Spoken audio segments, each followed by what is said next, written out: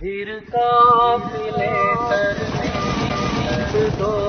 سلام اس پر کہ جس نے فضل کے موتی بکھیرے ہیں، سلام اس پر پروں کو جس نے فرمایا کہ میرے ہیں۔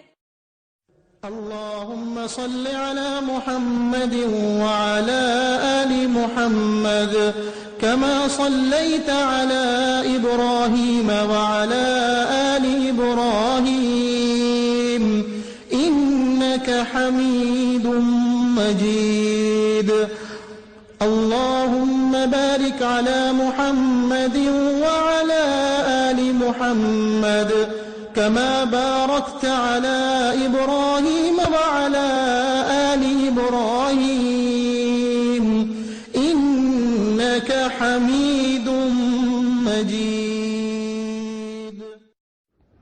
اعوذ باللہ من الشیطان الرجیم، بسم اللہ الرحمن الرحیم۔ آج کی کلاس کا آغاز مکی زندگی کے 3 سالوں سے ہوگا۔ سب سے پہلے نظر ڈالتے ہیں گزشتہ سوالات کے جوابات پر۔ یہاں یہ وضاحت کر دوں کہ ہم جو سوالات بھیجتے ہیں وہ ان افراد کو بھیجتے ہیں جو کہ ہمارے رجسٹرڈ ممبر ہیں، جنہوں نے رجسٹریشن فارم فل کیا ہے۔ اگر کسی وجہ سے آپ یہ فارم فل نہ کر سکے تو کوئی بات نہیں، اگلے کسی کورس میں انشاءاللہ تعالیٰ آپ کو یہ موقع ضرور ملے گا، لیکن اس وقت جو ہے جو لوگ فارم نہیں فل کر سکے وہ صرف پروگرام سن سکیں گے، لیکن جوابات وہی لوگ دیں گے جنہوں نے فارم بھرے تھے۔ اس میں جو ہمیں جوابات ملے ہیں، میری پوری کوشش رہے گی اور رہی ہے کہ میں آپ کو اتنے مشکل سوال بھیجوں کہ آپ اس کا جواب نہ دے سکیں، اور اب دیکھنا یہ ہے کہ آپ میری اس کوشش کو کتنا ناکام بناتے ہیں۔ اب میں آپ کے سامنے چارٹ رکھ دیتی ہوں کہ 10 سوالوں میں سے کس سوال کا جواب کتنے فیصد لوگوں نے ٹھیک دیا، اور جو سب سے زیادہ غلط ہوا اس کو دہرا دیتی ہوں۔ وہ سوال یہ تھا کہ حلف الفضول کے موقع پہ کیا چیز طے کی گئی تھی اور آپ نے اس کو مکس کر دیا۔ ایک چیز یہ تھی کہ جب وہ حجر اسود لگانے پہ بات ہوئی تھی کہ کون لگائے گا، تو نبی کریم صلی اللہ علیہ وسلم وہ پہلے شخص تھے جو داخل ہوئے اور فیصلہ فرمایا، وہ حلف الفضول نہیں تھا۔ حلف الفضول ایک الگ معاہدہ تھا جس کا میں نے ذکر کیا تھا کہ جب نبی کریم صلی اللہ علیہ وسلم ٹین ایجر تھے تو ظلم کے خلاف وہ معاہدہ کیا گیا تھا۔ اس سوال کو آپ نے سب سے زیادہ مکس کیا۔ اب اس کے بعد ہم آگے آ جاتے ہیں، مکہ کے کل 13 سالوں میں سے پہلے 3 سال ہم آج لیں گے۔ ان پہلے 3 سال کے اندر بہت ساری اہم چیزیں ہوئیں۔ پہلی وحی آئی، حضرت خدیجہ نے تسلی دی، اس کے بعد نبی کریم صلی اللہ علیہ وسلم کو مشن دیا گیا کہ اب نبوت آنے کے بعد آپ نے کرنا کیا ہے۔ عبادتیں شروع کی گئیں، قریب کے افراد کو مخاطب کیا گیا، دعوت پھیلی، لوگ ایمان کی طرف بڑھتے چلے گئے۔ ان تمام چیزوں کو اب ہم باری باری دیکھتے ہیں۔ آپ کو یاد ہے نا گزشتہ ہفتے ہم نے کیا کیا پڑھا تھا؟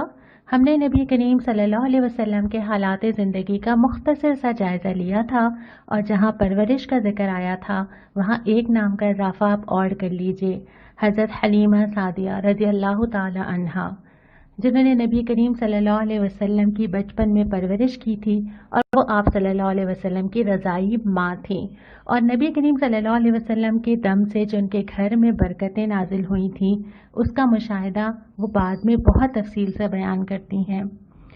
اس کے بعد پھر ہم نے یہ بھی پڑھا کہ کس طرح نبی کریم صلی اللہ علیہ وسلم نے زندگی گزاری، تجارت کی، حضرت خدیجہ سے نکاح ہوا، اور جہاں ہم نے بات ختم کی تھی وہ یہ تھا کہ غار حرا جا کے آپ عبادت کیا کرتے تھے۔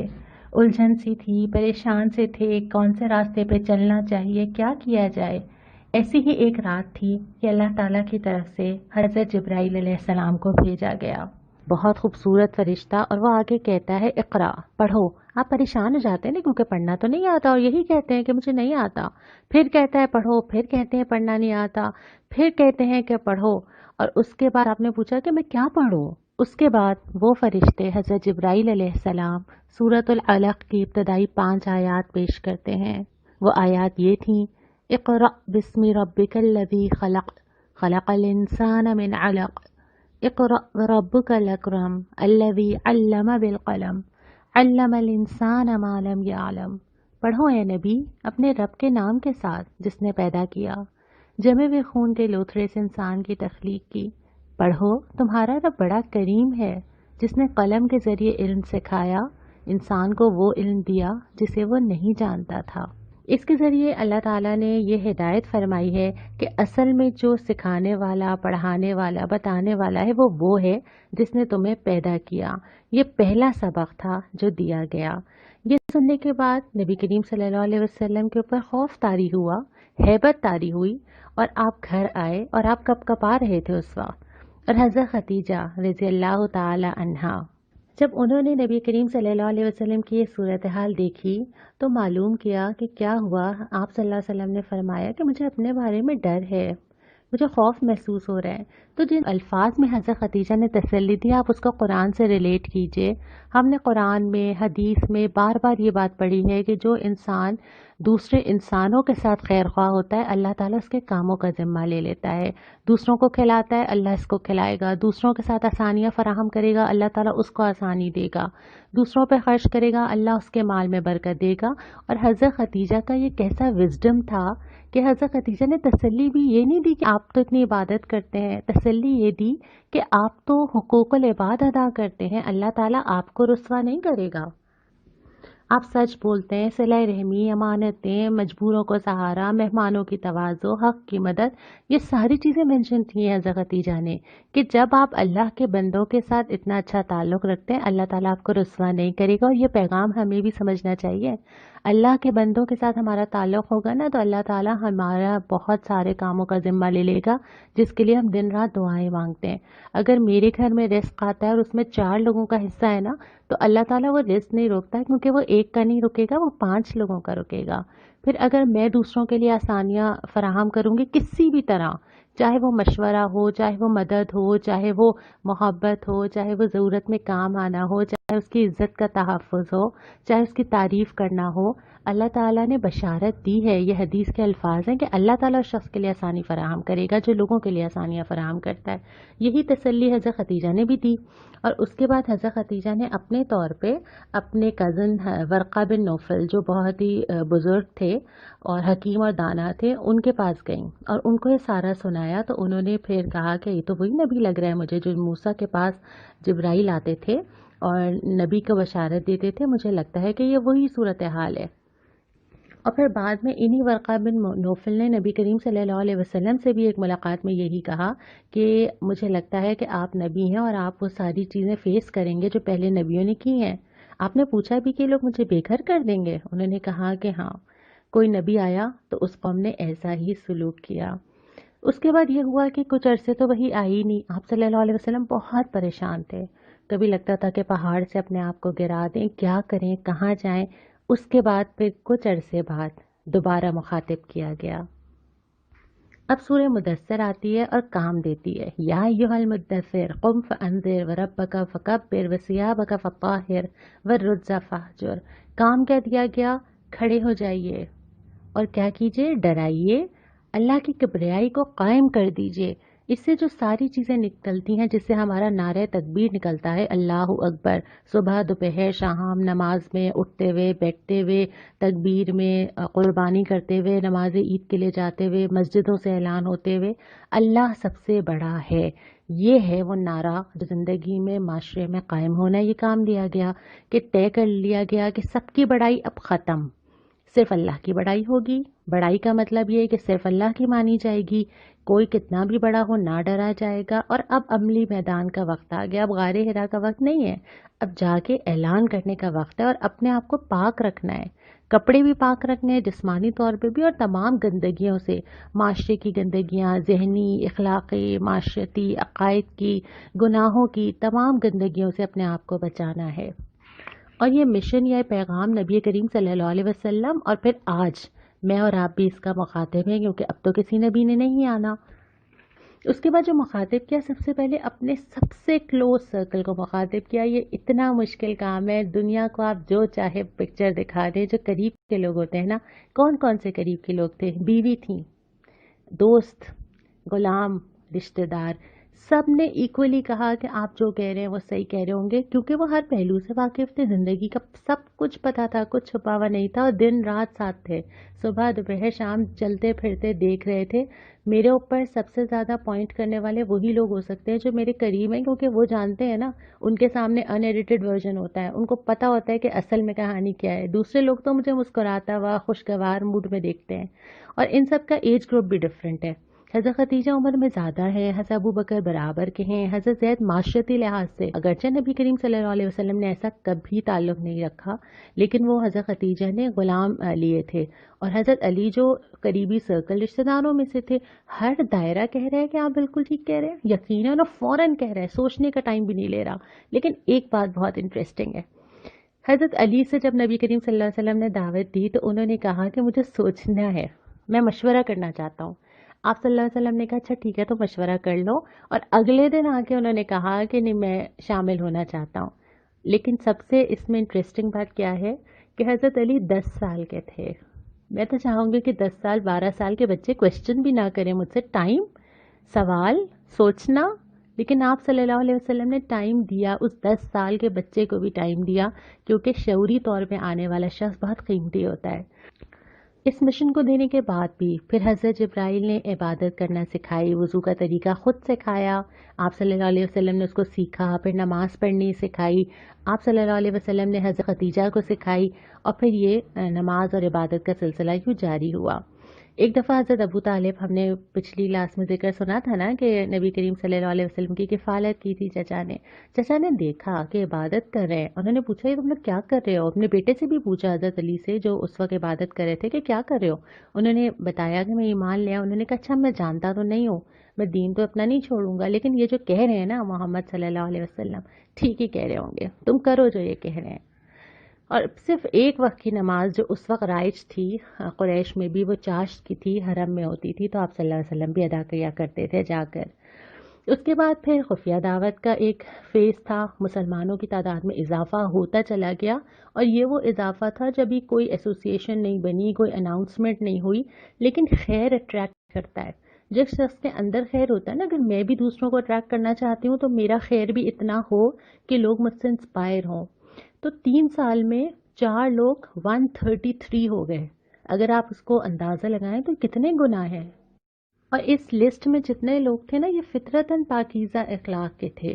ہوتا یہ ہے کہ جس شخص کے اندر خیر ہوتا ہے نا، وہ اٹریکٹ ہوتا ہے، اس کو چاہیے ہوتا ہے کوئی فورم، وہ تلاش کر رہا ہوتا ہے کہ میں کس سے جڑوں۔ ویسے تو ہر آدمی کی ہی اندر یہ فطرت ہوتی ہے کہ اس کو اپنے جیسے لوگ چاہیے ہوتے ہیں نا، لیکن خیر تو اکیلے چل ہی نہیں سکتا نا، ہمیں سپورٹ چاہیے ہوتی ہے، ہمیں فورم چاہیے ہوتا ہے۔ تو یہ سب چاہتے تھے کہیں نہ کہیں، ان سب کی ایک الگ الگ کہانیاں ہیں، اور یہ مختلف حیثیتوں کے تھے۔ ان میں سے بہت سارے لوگ ایسے تھے جو کہ اس وقت بھی ان کو معلوم نہیں تھا کہ اسلام کیا ہے، لیکن وہ بت پرستی سے چھوڑ چکے تھے، رہبانیت کی طرف زیادہ انٹرسٹ رکھتے تھے، اور دین میں آنے میں کوئی غرض نہیں تھی۔ یہ نہیں تھا کہ کوئی مالی فائدہ ہو جائے گا، کانٹیکٹس بڑھ جائیں گے، کوئی ایسی چیز نہیں تھی، اور یہ بے غرضی ہی آپ کو دین پہ قائم رکھ سکتی ہے۔ آپ کے سامنے جو سلائیڈ ہے اس میں چند نام ہیں جو کہ بالکل شروع میں ایمان لائے تھے اور بعد میں انہوں نے بڑے بڑے کارنامے انجام دیے۔ اس کے بعد جب یہ 3 سال مکمل ہوتے ہیں، ان 3 سالوں کے مکمل ہونے پر جو چیز اسلام نے گین کی وہ یہ تھی کہ چند صالح افراد، چند تو نہیں کہوں گی، 4 سے 133 تک ہو گئے، دائرہ اسلام میں داخل ہو گئے۔ بہت بڑی تعداد تھی جو اضافہ ہوا، لیکن اس کے ساتھ ساتھ اب مخالفت بھی شروع ہو گئی نا، اب معاملہ اتنا سائلنٹ اور خاموش نہیں رہا۔ اس کے بہت سارے ریزنز تھے، لوگوں میں جہالت بھی تھی، خود غرضی بھی تھی، نسلی تعصب بھی تھا، باپ دادا کی پیروی تھی جس میں ہم ڈیٹیل میں کل یا آئندہ بات کریں گے، اور اب دعوت پھیلنا شروع ہو گئی تھی۔ اب اس کو زیادہ چھپانا ممکن نہیں رہا تھا، اور یہ خیر کی خوبی ہی یہ ہے کہ خوشبو کی طرح پھیلتا ہے، لوگ محسوس کرتے ہیں، لوگ فیل کرتے ہیں، اس کی گونج اٹھتی ہے۔ تو اس کے بعد پھر کیا ہوا، جب 3 سال مکمل ہوئے پھر ایک شفٹ آیا، اور اس کو ہم انشاءاللہ تعالیٰ اگلی کلاس میں ڈسکس کریں گے۔ آج کی حدیث مجھے تو بہت پیاری لگتی ہے، بہت تسلی دیتی ہے۔ ایک شخص نے پوچھا نبی کریم صلی اللہ علیہ وسلم سے کہ یا رسول اللہ ایمان کیا ہے؟ ڈر ہوتا ہے نا، پتہ نہیں ایمان کتنا ہے میرے اور آپ کے اندر۔ آپ نے فرمایا جب تمہاری نیکیوں سے تمہیں خوشی ہو اور جب تمہاری برائیاں تمہیں ناگوار ہو تو سمجھ جاؤ کہ تم مومن ہو۔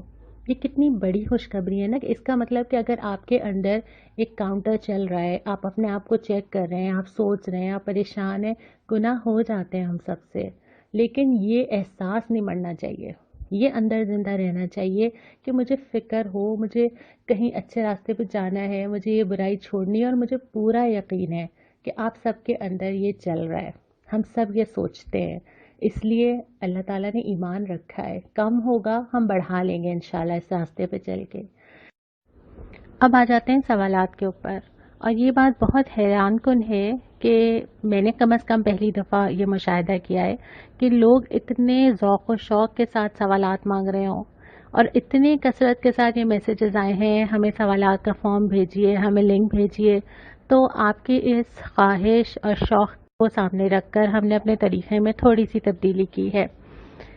جو رجسٹرڈ افراد ہیں حسب معمول ان کو فارم ملے گا، وہ فارم فل کریں گے، چیک سکور لکھا ہوا آئے گا، اس کو کلک کریں گے اور اپنا سکور دیکھ لیں گے کہ انہوں نے فارم میں کتنی غلطیاں کی ہیں۔ البتہ جو لوگ کسی بھی وجہ سے رجسٹر نہیں ہوئے ان کے لیے اب ہم ایک سوال بھی اضافہ کر رہے ہیں۔ آپ کے سامنے سوال آئے گا، ای میل ایڈریس آئے گا، جیسے آپ رمضان میں بھیجتے رہے ہیں ویسے ہی آپ جواب دیں گے۔ ہر ایک کا جواب، ہر ایک کا فارم ہمیں موصول ہو رہا ہے۔ سوال یہ ہے کہ حضرت خدیجہ رضی اللہ تعالی عنہا، موسٹ امپاورڈ وومن، پہلی نبی کریم صلی اللہ علیہ وسلم کی زوجہ، ان کی زندگی کے بارے میں ہم نے تھوڑا سا پڑھا، تھوڑا آپ اور پڑھ سکتے ہیں، کسی بھی سیرت کی کتاب سے پڑھ سکتے ہیں۔ آپ نے ان کی زندگی سے اپنے لیے کیا اصول لیا، کیا سیکھا، یہ آپ نے مجھے لکھ کر بھیجنا ہے۔ جن لوگوں کو فارم ملا ہے اس کے اندر یہ سوال آلریڈی شامل ہے، ان کو الگ سے میل کرنے کی ضرورت نہیں ہے، اور اس کی ڈیڈ لائن جمعرات کی شام ہے۔ اس کے بعد آ جائیے آج کی سنت کے اوپر۔ سنت میں نے وہ واقعہ لیا ہے کہ حضرت علی سے کسی نے پوچھا کہ آپ رسول اللہ صلی اللہ علیہ وسلم کو ڈسکرائب کیجئے نا، کچھ تو بتائیے ان کے بارے میں۔ بہت لمبی سے آئندہ بھی اس سے میں لوں گی کچھ نہ کچھ، لیکن اس کا ایک حصہ میں نے لیا ہے کہ انہوں نے بتایا کہ نبی کریم صلی اللہ علیہ وسلم نے اپنے آپ سے 3 چیزیں دور کر دی تھیں، اور یہ تو ٹوٹلی میرے ہاتھ میں نا اپنے اوپر کام کرنا۔ 3 چیزیں کیا تھیں؟ نمبر 1 بحث و مباحثہ۔ اب آپ اس بحث و مباحثے کو کچھ بھی سمجھ لیجیے، چاہے وہ ہم ویسے زبانی کریں یا ہم سوشل میڈیا پہ کریں یا ہم واٹس ایپ پہ کریں، کسی بھی طرح کریں۔ نمبر 2 ضرورت سے زیادہ بات کرنا، جتنا زبان کے نکلے ہوئے ہر لفظ کا حساب تو ہمیں دینا ہی ہے۔ تیسرا یہ کہ جو بات ہمارے مطلب کی نہ ہو اس میں پڑھنا۔ یہ 3 چیزیں ہمیں پریکٹس کرنی ہے کہ صرف انہی چیزوں میں انوالو ہونا ہے جن کا فائدہ ہو، جن سے مجھے واقعتاً کنسرن ہو، جن سے میں کچھ بہتری لا سکتی ہوں، کچھ بدل سکتی ہوں۔ کسی غیر متعلقہ چیز میں نہ بولنا، نہ پڑھنا، نہ وقت ضائع کرنا۔ یہ ہمارا انشاءاللہ تعالیٰ اس ہفتے کا ٹاسک ہے، ہم کوشش کریں گے۔ مجھے پورا یقین ہے کہ آپ نے پچھلے ہفتے بہت سلام کیے ہوں گے، اور میں بہت گمان رکھتی ہوں کہ اس سنت پہ عمل کر کے بہت سارا ثواب حاصل کیا ہوگا۔ اب انشاءاللہ اس ہفتے ہم اس ذریعے سے حاصل کریں گے۔ 3 سال مکہ کے ہم نے مکمل کیے، 4تھے سال سے اگلی کلاس میں آغاز ہوگا۔ السلام علیکم ورحمۃ اللہ۔ سلام اس پر کہ جس کے گھر میں چاندی تھی نہ سونا تھا، سلام اس پر کہ ٹوٹا بوریا جس کا بچھو